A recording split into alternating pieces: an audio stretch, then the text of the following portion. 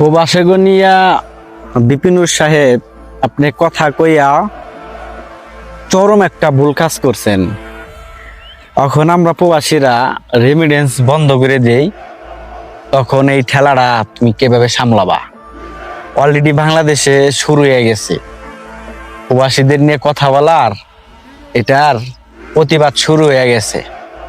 এই ঠেলাটা তুমি আগে সামলাও, তুমি তারপরে দেখি তুমি ক্ষমতাতে থাকো না না থাকো। প্রবাসী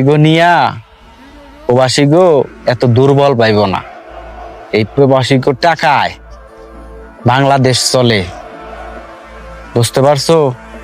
এই প্রবাসীরা যদি রেমিটেন্স না পাঠায় বাংলাদেশে না খেয়ে মরতে হবে সরকারের, বুঝতে পারছো? আর বাংলাদেশে যে কোনো বিষয়ে সবসময় এই প্রবাসীদের অবদান আছে, যে কোনো বিষয়ে।